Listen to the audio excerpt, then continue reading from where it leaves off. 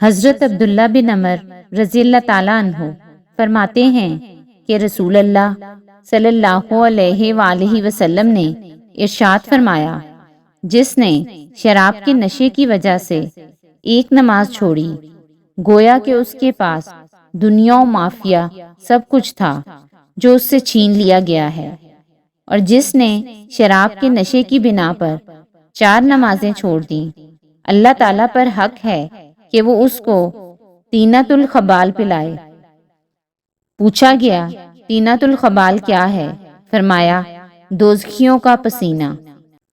حضرت محمد بن عبداللہ بن مسلم رضی اللہ تعالیٰ عنہ بیان کرتے ہیں کہ حضرت ابو مسلم خولانی رضی اللہ تعالیٰ عنہ حج پر گئے اور ام المومنین حضرت عائشہ رضی اللہ تعالیٰ عنہا کی خدمت میں حاضر ہوئے۔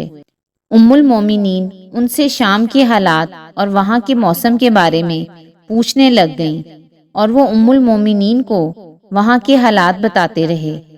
ام المومنین نے کہا، وہ لوگ وہاں کی سردی کیسے برداشت کرتے ہیں؟ ابو مسلم خولانی نے کہا، اے ام المومنین، وہ لوگ طلاء نامی شراب پیتے ہیں۔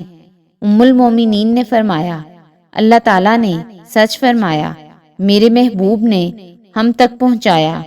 حضور صلی اللہ علیہ وآلہ وسلم نے فرمایا، میری امت کے کچھ لوگ ایسے ہوں گے جو شراب کا نام بدل کر اسے پئیں گے۔